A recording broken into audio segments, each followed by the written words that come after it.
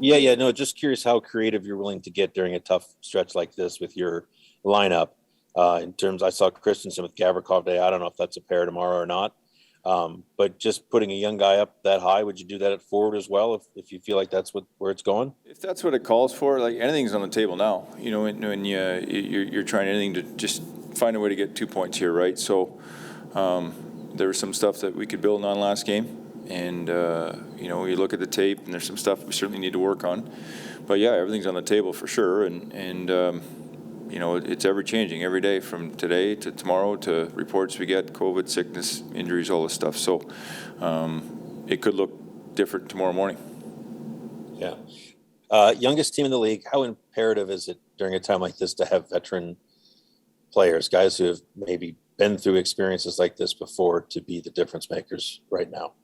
Yeah, they got to lead it, and leading doesn't mean you're going to fill the net or, to me, it's all those intangibles that made you a leader. It's your work ethic in practice. It's how you hold your teammates accountable the right way, how you take care of your own game. If we're talking about tracking and arriving or competitive battles, step up, be the first to do it in practice, make sure you're doing it in a game, make sure your details are there in our structure. It's all those things, and that's how you lead. And the best way to lead is by example. 100% it's by example. You can talk through some things, but you got to go do it. So that's what I'm expecting from the leaders and everybody else on our team. Thanks, Brad. Okay. More questions for Brad? We'll go to Brian Hedger. Go ahead, Brian. Hey, Brad. Obviously, there's any number of reasons for guys being out now at this point. You mentioned that earlier. Do you have an update on Chinakhov? I didn't see him out there at practice. Yeah, banged up, and we'll see where he's at tomorrow.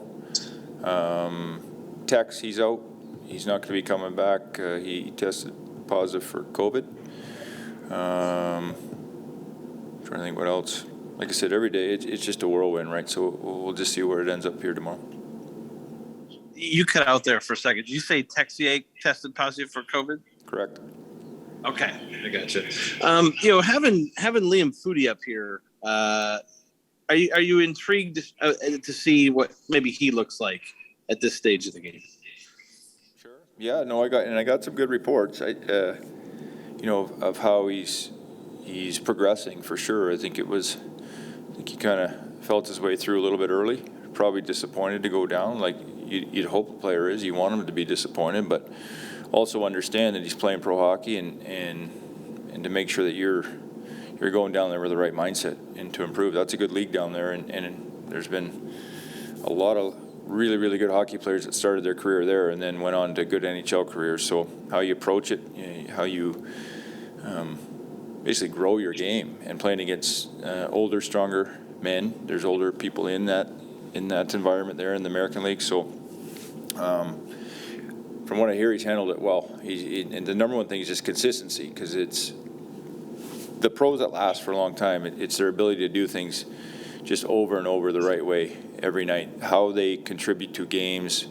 If it's not on the score sheet, goals and assists, they know how to impact the game. And that's a really hard thing for young guys to grasp right away. How do you impact the game? And a lot of it's just they feel like if they score, they've had a good game, or if they didn't, they're pressing. But there's so many ways to impact the game. And I think with Foods' legs and how fast he can be, I know he's got a knack for penalty killing. He can really get on defensemen. His forechecking should be near the top of his list. His tracking, relentless play. I think there's so many ways he could absolutely impact the game. So I think he's slowly chipping away at that. Yeah, and I'm sure you'll come up with your lineup tomorrow. I mean, based on who's in, who's not, as far as health and all that. But just today in practice, I know you had him skating with Robinson and Corrali. Very similar to maybe what you were just saying there to when you put Texier down there. Would that be fair to say? Yeah, well, like I said, tomorrow I'll come up with a lineup, and I'll let you guys know. We got some things to sort through today and tomorrow morning. Okay. Thank you. Okay. We'll go to Jeff Svoboda. Go ahead, Jeff. Thanks, Glenn. Thanks, Lars. I know we asked you about Christensen last night, but just coming right off the game, probably hard to evaluate it. So you got a chance to look at the tape. Were you impressed by what you saw out of the young defenseman? Yeah, good first game for him. I thought, you got to remember he hasn't played since he was sick with COVID down there too. It's been a while for him, so to jump into a game, only a few practices, and you can see he's got some poise with the puck. He's got a real good instinct of when to jump into the play and when to make the right reads in the offensive zone. Like all our guys, I think there's some things that you can see that he's going to have to improve on. But as far as his overall game for a first game in the NHL, I thought he did a really good job. And just wanted to ask too, I mean, is one of the biggest battles you're kind of fighting right now just putting together a full 60 minutes? I mean, we talked about last night about you have that great first period, but New Jersey's probably going to come back and push, and then they were able to kind of come back and do that. Is that just with the young team one of the biggest challenges that you just guys have to kind of learn game situations and things like that as they go along? Oh, there's been some challenges here. That's one of them.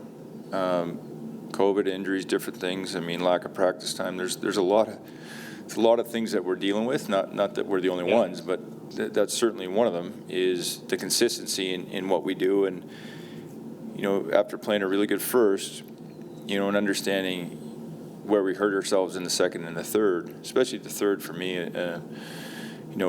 Working hard, but working smartly, making sure we're positionally over back checking, giving up free looks that we shouldn't be giving up. So we'll chip away, we'll work at that at practice, we'll go over the video, and this is just part of our process of growing. It sucks losing. It does. They don't like it, we don't like it. We're looking for answers just like them, and we're going to help them. And there's 2 or 3 things I think that we need to improve on, and that'll help us be more consistent.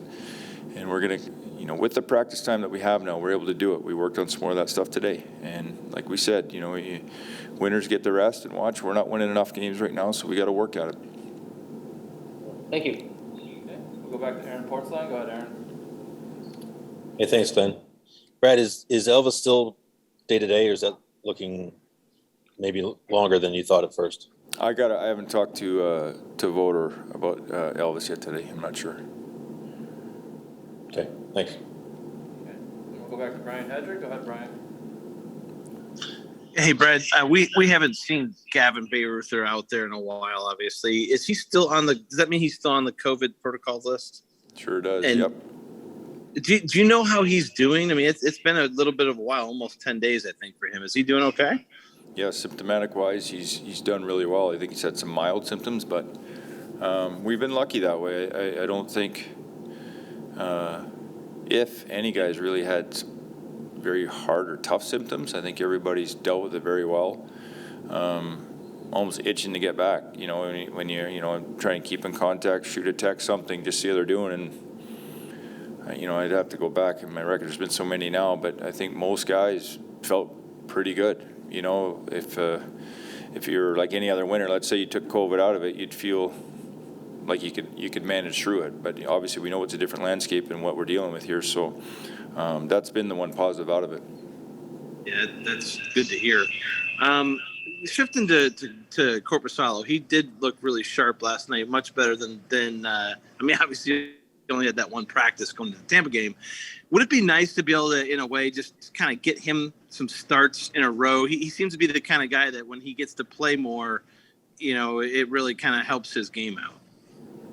I'm sure he's not the only goalie that feels that, right? I mean, to get into a rhythm, you need to play. So he's in a situation right now, he could kind of take the reins here, and he looked way more comfortable last night for sure, and kept us in that game when it got a little bit messy there, where we're still one shot away from tying it. So that was a real good positive for me. He looked calm there. He looked comfortable in there. He wasn't chasing it last night at all for me. I thought he looked like himself, which was a good sign. Yeah, we talked yesterday morning, I believe, about just how long it takes sometimes when you've been off for a while, like Laine and Bemstrom, to get it back, and get it dialed in. I guess when I looked at the game last night, it felt like Laine was all over the net, though. I mean, that is that an encouraging thing, even though he maybe missed the net a couple of times? Is it encouraging to see the way he's kind of attacking things right now? Yeah, I'm sure he was definitely leading the charge in the offensive opportunities last night. Some real good looks right in the slot. He whiffed on one there. He one off the post. So, that's good. He's attacking the game, and it's only a matter of time for a guy like that. He's going to start to finish. And so there's a lot of guys in that boat just with the COVID injuries, different things that we've had to navigate through here, where they're playing catch up in the middle of the season. That's difficult.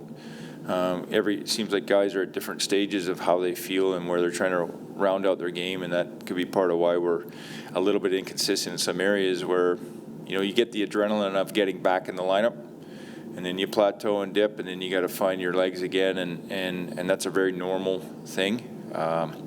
But it'd be nice to get everybody playing consistently here together to just get some chemistry again and feeling good about their game and get some giddy up in their legs again. Yeah. Thank you.